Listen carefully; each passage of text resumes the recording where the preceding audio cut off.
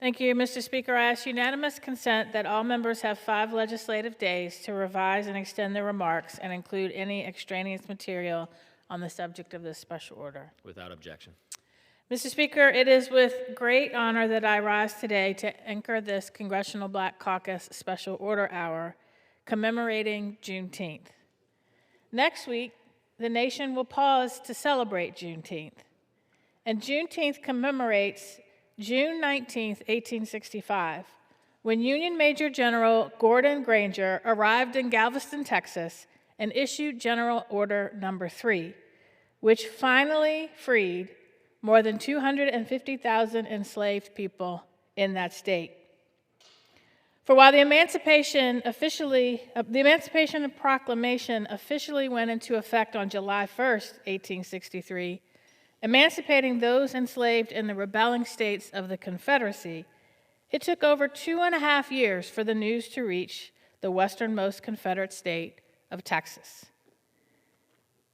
Broadly, Juneteenth marks Freedom Day, Jubilee Day, or Black Independence Day.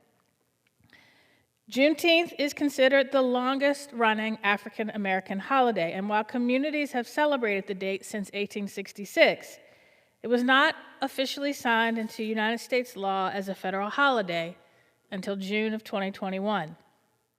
Juneteenth symbolizes that unlike what we were taught in our school books, emancipation was not a moment, it was a movement. It was a movement that included acts of resistance, rebellion, and self-liberation since Africans first arrived on American soil in bondage. As the first Black woman serving in this body from the Commonwealth of Virginia, I am all too familiar with this story. For the Commonwealth is both the birthplace of American democracy and the birthplace of the American slave trail. In July of 1619, the House of Burgess met at Jamestown, bringing the concept of a representative democracy modeled after the English Parliament that evolved into the modern-day bicameral legislature. The House of Burgess continues to operate today as the Virginia House of Delegates. But a month later, in August of 1619, a Dutch privateer arrived at Point Comfort, Virginia, containing, quote, 20 and odd Africans that John Rolfe recorded were traded for provisions. They were originally captured by Portuguese slavers in West Central Africa, today Angola.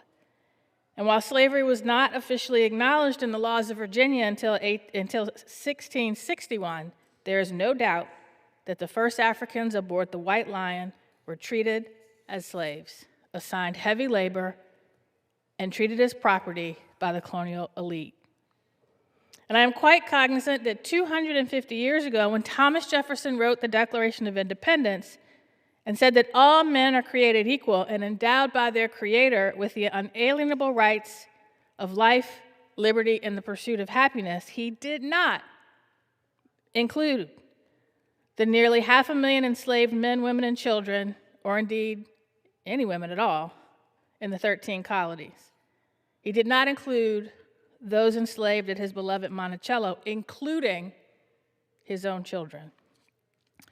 And I'm quite clear that when James Madison wrote the Virginia Plan that formed the foundation for a government by, of, and for we the people, in order to form a more perfect union, he did not include the over 300 enslaved people who lived and labored at his Montpelier estate under 3 generations of his family. And the U.S. Constitution, adopted in 1789, considered enslaved individuals only 3/5 of a person for the purpose of how many people would serve in this body and for taxation. And the states that came together to create that more perfect union treated those people as property. Since 1789, the story of America has been one of each generation trying to reconcile the ideals upon which we were founded with the reality and making the ideals true for us all. And despite what some would have you believe, slavery literally tore this country apart. For as then Abraham Lincoln predicted in 1858, a house divided against itself cannot stand. He said this government could not endure permanently half slave and half free. And while he did not expect the Union to be dissolved, and he did not expect the house to fall, he expected it would cease to be divided. It took a war to do that. Once Abraham Lincoln was elected president and South Carolina became the first state to secede from the Union, its 1860 Declaration of the Immediate Causes which induce and justify the secession of South Carolina explicitly and repeatedly stated that the preservation and expansion of slavery was the primary reason for leaving the Union. Mississippi, Georgia, and Texas likewise formally published declarations of causes that explicitly cited the preservation and expansion of slavery as their primary reason for seceding. And states like Alabama and Virginia, who passed shorter ordinances of secession while directly citing hostile attitudes of the federal government towards their, quote, domestic institutions and the election of a sectional party based on anti-slavery platforms, it was clear they were seceding because of slavery, so that they could keep it. After the war, Reconstruction sought to bind the country's wounds and expand the promise of its founding to the formerly enslaved. And Congress expanded suffrage to black citizens, used federal troops to vigorously defend it in response to a violent backlash across the South. Congress passed 3 Reconstruction amendments designed to guarantee equal civil and legal rights to formerly enslaved Americans. And all 3 granted Congress the power to enforce their provisions through legislation. The 13th Amendment, finally abolishing slavery in the United States. The 14th Amendment, guaranteeing citizenship to all persons born or naturalized in the United States and prohibiting any state from abridging the privileges or immunities of citizenship, applied due process of laws to the states, provided equal protection under the law, and provided for the reduction of representation in the House of any state that disenfranchised any male citizen, and they meant male, over 21 years of age in federal elections, except for participation in a rebellion or other crime. The 15th Amendment prohibited the denial or abridgment of the right to vote on account of race, color, or previous condition of servitude. Yet even with these amendments, Southern states resisted, resorting to paramilitary organizations like the Ku Klux Klan to terrorize black citizens for daring to seek to vote, run for office, serve on juries, own property, open businesses, live in the wrong neighborhood, go to the wrong school, eventually drink from the wrong water fountain.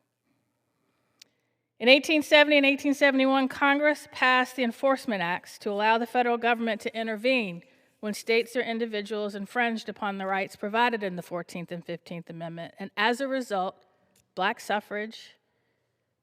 men gained political power across the South. In 1870, Senator Hiram Rhodes Revels of Mississippi and Representative Joseph H. Rainey of South Carolina became the first black members of Congress. A total of 22 black men served in Congress between 1870 and 1901, including my predecessor, John Mercer Langston of Virginia's 4th District in 1890. The political, social, and economic power gained by blacks across the South during Reconstruction then faced a violent backlash, as the KKK and other groups began a reign of terror that relied extensively on lynchings. And to resolve the deadlocked presidential election of 1876, the Compromise of 1877 brought Reconstruction to an end. The federal government removed its troops from the South, and widespread violence, propaganda, and voter suppression began. In the final year of Reconstruction, the unraveling of federal protection and voting rights began when the Supreme Court issued 2 opinions that gutted the Enforcement Act: United States versus Cruikshanks and the United States versus Reese. And once Democrats regained control and Reconstruction ended in the South, Congress lost interest in federal intervention and state disenfranchisement efforts. And then the long arc towards moral justice began again.